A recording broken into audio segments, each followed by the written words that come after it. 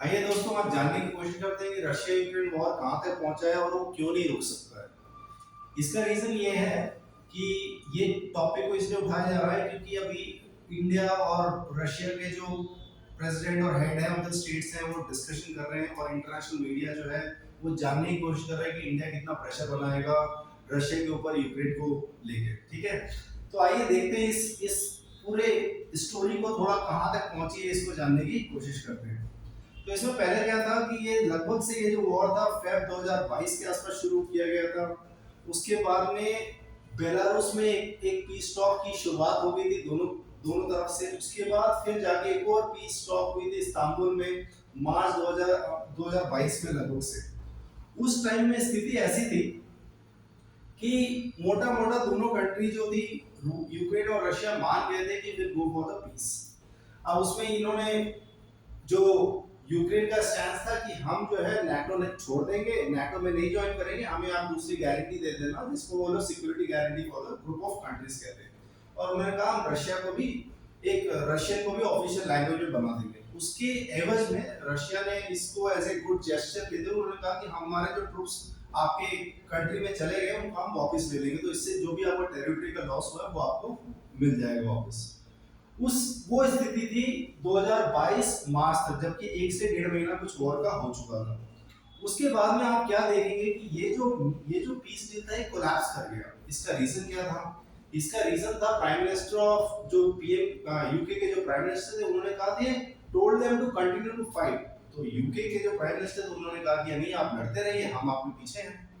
उसके बाद में आप देखेंगे कि जेलेंस्की साहब को भी ये लगा कि रशिया यदि ये एग्री कर रहा है कि वो उस ट्रूप्स अपने वापस ले लेगा तो यानी कि रशिया वीक कंडीशन में है, उनका ये परसेप्शन था। तो ये जो दोनों नेता जो थे उनका जो ये थॉट प्रोसेस था उस टाइम की कंडीशंस को देख के ऐसा बना था। आइए आगे लेके चलते हैं इसको। आगे लेके देखेंगे तो आज की डेट में स्टेटस ये है कि ये जो शेडेड एरिया है ये लगभग से रशिया ने पूरा अपने कब्जे में ले लिया है। और रिसेंटली अभी 2 या 3 दिन पहले इन्होंने 2 स्ट्रेटेजिक पॉइंट को भी अपने कब्जे में ले लिया है। आगे अब जाएंगे, अब ट्रम्प साहब आ जाते हैं पिक्चर में। ट्रम्प साहब जो इस साल के स्टार्टिंग में आए थे तो उनका एक ऑरा शुरू हो जाता है। वो इस पूरे प्रोसेस को एक डिफरेंट तरीके से देखते हैं। उसमें वो देखते हैं एक पीस प्लान लेके आते हैं। वो ये कहते हैं कि चलिए जो जो एरिया रशिया ले चुका है वो आप रशिया को दे दीजिए, उनके कंट्रोल में दे दीजिए, और आप थोड़े से चेंजेस अपने एंड पे कीजिए कि आप अपनी आर्मी को लिमिट करेंगे। यूक्रेन अपनी आर्मी की जो साइज रखेगा वो 6 लाख के नीचे रखेगा। ये पीस प्लान में डाल दिया उन्होंने। अब इसके पीछे क्या एनालिसिस था ट्रम्प साहब का, ये सब बातें जानने की कोशिश करेंगे। अभी फिलहाल के लिए ये मान लीजिए उनके ट्रम्प प्लान में ये था, उनके प्लान में ये था कि ये सारा जो एरिया जो रशिया ने अभी एक्वायर कर लिया है वो उनके रशिया के पास ही रहेगा, और बाकी जो है अपने ट्रूप्स की एक लिमिट अपर कैप लगा दी उन्होंने यूक्रेन में। उसके बाद में उन्होंने ये भी कह दिया कि हम जो है यूक्रेन को नाटो में नहीं आने देंगे, और हम ये भी कहेंगे कि यूक्रेन अपने कॉन्स्टिट्यूशन में ये लिख देगा कि कभी वो नाटो का पार्ट नहीं बनेगा, और उसके एवज में रशिया जो है कभी भी उसके नेबरिंग कंट्रीज पे अटैक नहीं करेगा। ये भी रशिया को एग्री करना पड़ेगा। तो ये सारे जो कॉन्स्टिट्यूशन चेंजेस हैं, तो मोर और लेस जब वॉर में जाते हैं तो ये सब कॉन्स्टिट्यूशन चेंजेस की कोई वैल्यू नहीं रह जाती है। मोटा मोटा ये देखा गया हिस्ट्री में। उसके बाद में आप आ जाइए अभी फिलहाल के लिए क्या स्थिति थी। और ट्रम्प साहब ने ये भी कहा कि हम रशिया को जो है ग्लोबल इकोनॉमी के साथ में जोड़ने की कोशिश करेंगे, ये भी एक एश्योरेंस दे दिया। और उन्होंने यूक्रेन को खुश करने के लिए कह दिया कि हम नाटो स्टाइल की जो सिक्योरिटी ट्रीटी है वो हम यूक्रेन को दे देंगे। नाटो में आप नहीं भी ज्वाइन करेंगे, हम एक ग्रुप ऑफ कंट्रीज को बुला के आपको सिक्योरिटी एश्योरेंस दे देंगे। तो ये उनके प्लान में ये चल रहा था।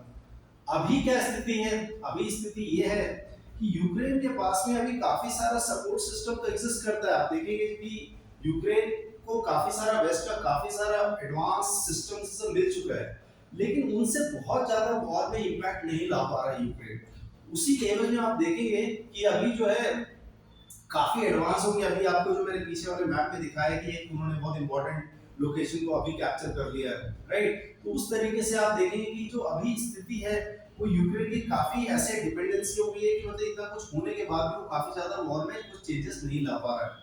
उसके बाद में आप देखेंगे थोड़ा सा यदि इसको स्ट्रेच करके देखेंगे इस पूरे पॉइंट को, तो जब जो बाइडेन साहब थे जो यूएस के प्रीवियस प्रेसिडेंट थे, तो उन्होंने कहा था कि हम आपको सपोर्ट करते हैं जितनी लंबी ये वॉर चले, ठीक है, और हम क्या करेंगे, और उन्होंने यूएस और यूरोपियन यूनियन को साथ में लेके हम सपोर्ट बढ़ाते रहेंगे और हम रशिया के ऊपर सैंक्शंस लगाते रहेंगे। तो उनका ये प्लान चल रहा था। तो ये फिलहाल के लिए जो स्थिति बन रही थी उसमें ये देखने को मिल रहा था। उसके बाद में आप देखेंगे कि जब ट्रम्प साहब आते हैं तो ट्रम्प साहब को क्लियरली दिख जाता है कि इस वॉर में हम लोग ये जो यूक्रेन है लॉस कर चुका है। उनको ये क्लियरली दिख जाता है, ट्रम्प साहब the conflict is a lost war and begin shifting the burden to supporting Ukraine on to Europe.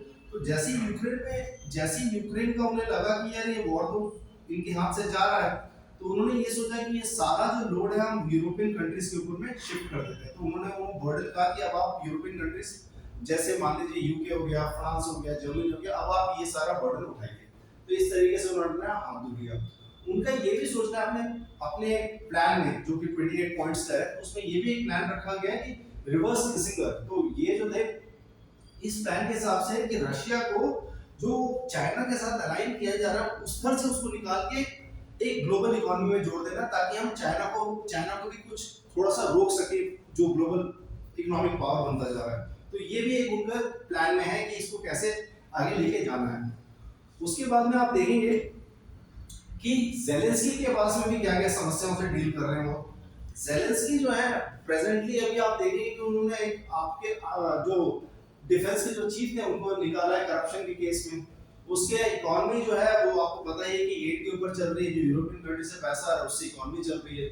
उसके बाद में आप देखेंगे कि आए दिन पावर आउटेज होता रहता है, क्योंकि रशिया अपने स्ट्रेटजी के हिसाब से क्या कर रहा है कि वो जो भी इनके energy electricity generating power plants हैं उन पे अटैक करता है। तो उससे काफी सारा आउटेज होता रहता है इलेक्ट्रिसिटी का, जिसके कारण कॉमन लोग काफी परेशान हो जाते हैं।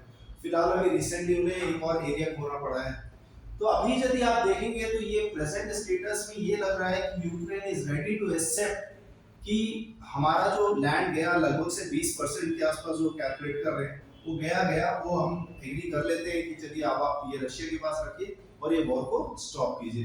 ऐसा लग रहा है इस स्थिति में यूक्रेन इस पॉइंट पे एग्री करता है।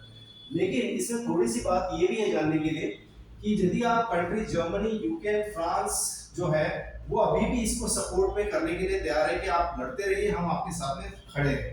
बट ये सारे सपोर्ट का बहुत ज्यादा मतलब नहीं रह जाता यदि यूएस इसके पीछे नहीं है। तो मोटा मोटा ये है कहने के लिए कि फिलहाल के लिए ऐसा नहीं लग रहा कि इमीडिएटली बहुत शॉर्ट टाइम में ये जो वॉर है रुकने वाली है। फिर भी आगे देखना पड़ेगा कि क्या क्या हो सकता है। मेरा नाम प्रणव मेहता है, मैं क्लैड ट्यूटर में एकेडमिक हेड हूँ। आप मुझे ये जो इन्फॉर्मेशन पीपीटी पे है वो आप क्लैड ट्यूटर टेलीग्राम चैनल से ले सकते हैं, और उसके बाद में आपको यदि इसके सोर्सेज जानने हैं तो सोर्सेज भी मैंने आपको नीचे लिख दिए। Thank you so much and God bless you.